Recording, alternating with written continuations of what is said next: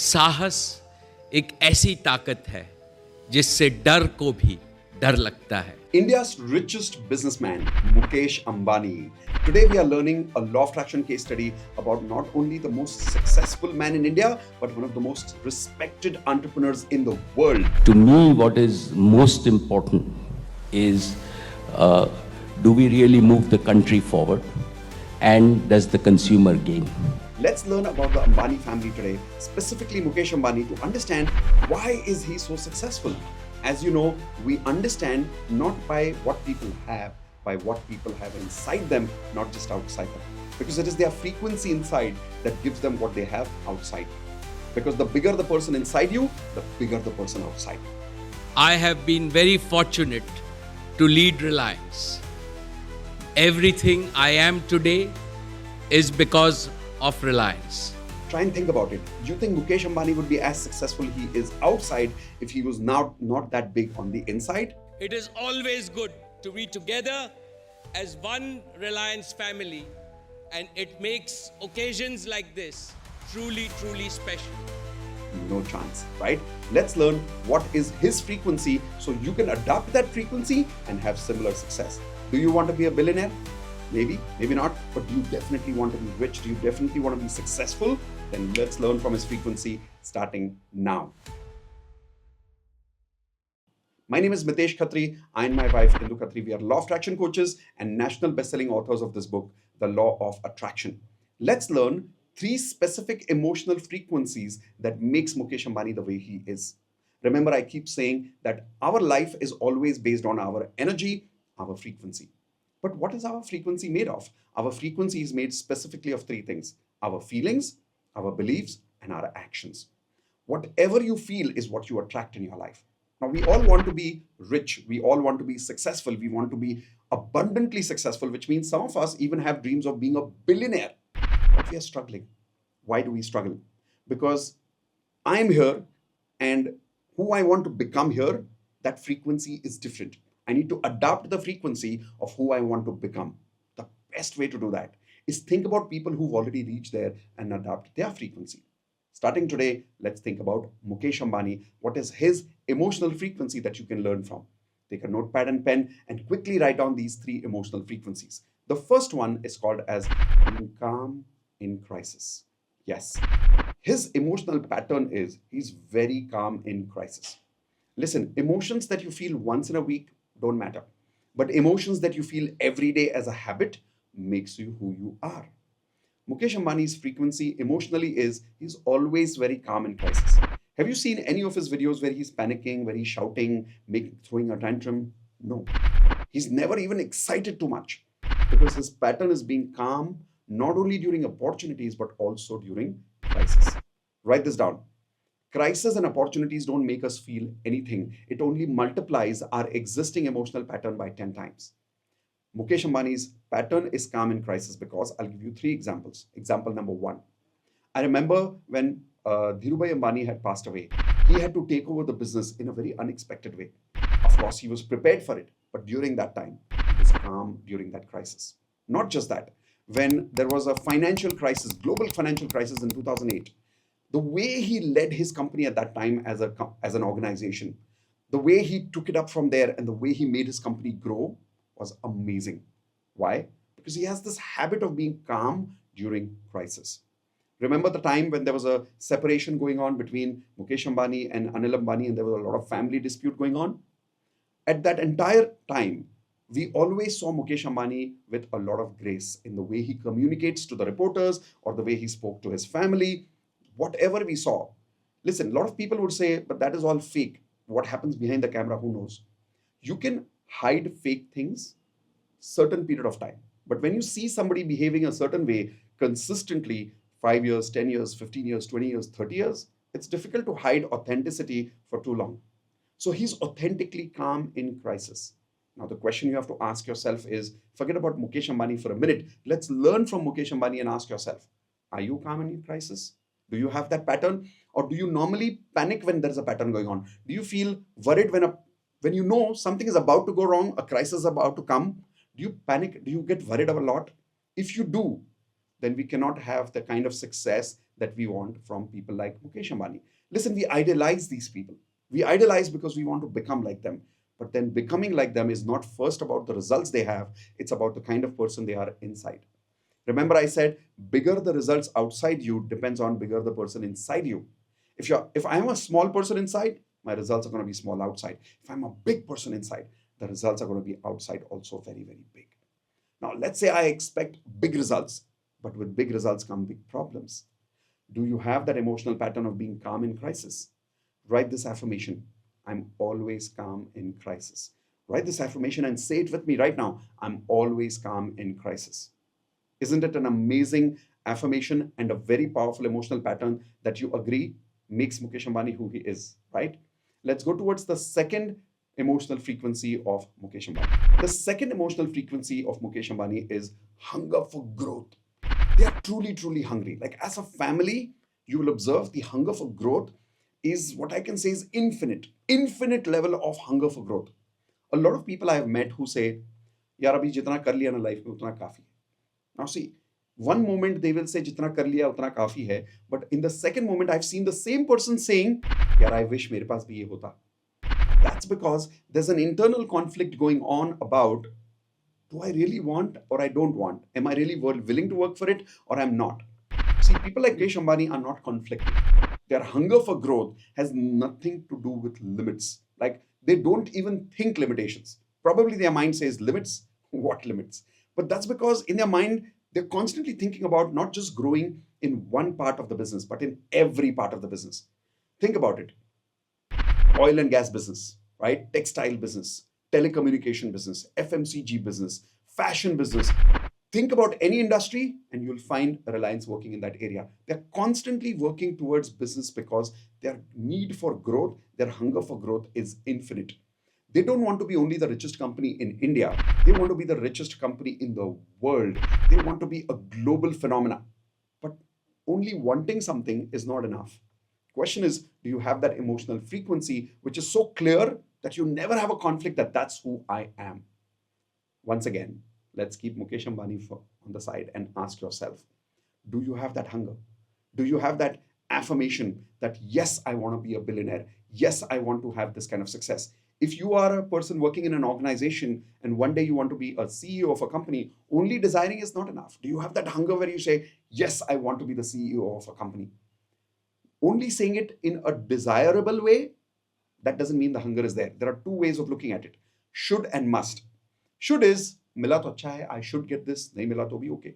Must is, I must get this in my life. See, people like Mukesh Ambani, they don't live in the should world. They live in the must world. From today, get into the must world if you want to be people like them. And write this affirmation down. Yes, I am hungry for growth. Just saying that one affirmation, I am hungry for growth. In every area of your life, your subconscious will start giving you growth, right? The third frequency, which I have observed about people like Mukesh Ambani, and not just him, people like him, is the emotional pattern of generosity. What is generosity? Generosity is the ability to give. It's not only the ability to receive, it's also the ability to give. And it's very, very clear and visible in the way they've started this organization called Reliance Foundation, where the amount of money they spend on rural development, on education of poor people, they spend a lot of money for philanthropy. Now you'd say, but Mitesh, it's easy to do that when you have the money. No, it requires the heart first. You may have even 10,000 rupees a month, but I know people who spend out of those 10,000 rupees, 500 rupees every month to help people. Question is, do I really have that heart? Am I really generous in giving? And I'm not just talking about charity. I'm talking about the way you treat people, the way you deal with people. When guests come home, how do you deal with them? When you give a gift, how do you give a gift? I remember a very rich person whom I was learning from once told me, never give the gift as per the other person's capacity. Give the gift as per your capacity. The other person may not deserve it, but if you feel you are a bigger person, then you need to give the gift accordingly. And that is why I believe Mukesh Ambani is very generous. A very good example is a recent example of his son Anant Ambani's marriage.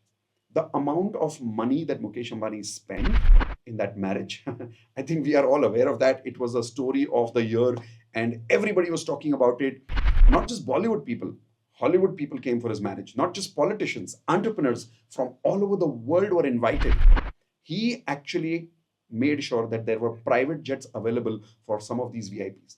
It was told that the amount of private jets that were flying during that time for his son's marriage at that time was the largest amount of private jets ever flew on a private airport at that time. But that happens because of the kind of generosity he has. Once again, you will say, but Mitesh, when you have that kind of money, it's easy to spend. No.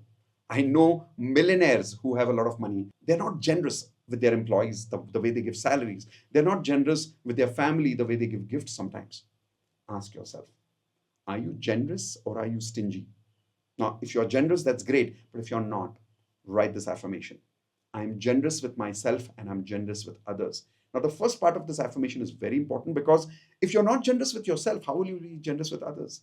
When you spend on yourself, are you stingy or are you generous? I've seen a lot of people, when they're spending on others, they spend nicely. Spending on self, when buying clothes for themselves, when traveling, they not give themselves the best. Why?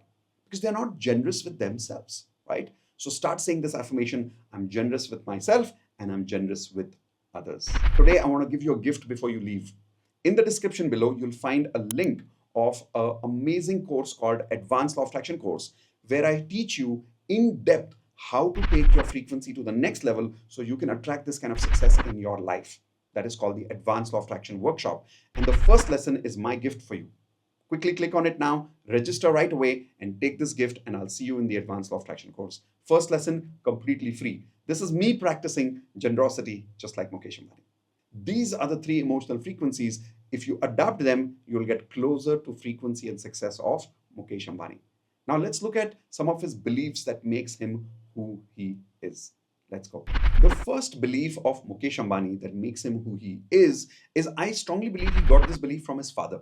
And that belief is customer approach first. Customer first. They always say customer first. To me, what is most important is do we really move the country forward, and does the consumer gain? The benefit should always go to the customer, not to the retailer, not to the distributor, not even to themselves as the wholesaler or the creator or the founder of the company. They said make the customer first. Give the benefit to the customer first. So they are never aspiring to be a company like Apple. They're never thinking of being the most luxurious company in the world.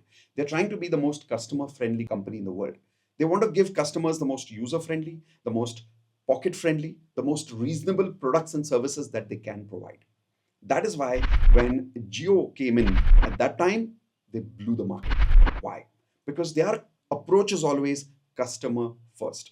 They got, I think, more than 300, 400 million subscribers, and they kind of shook up the entire telecom industry at that time. Invested more than $30 billion to start this business of Jio Telecom.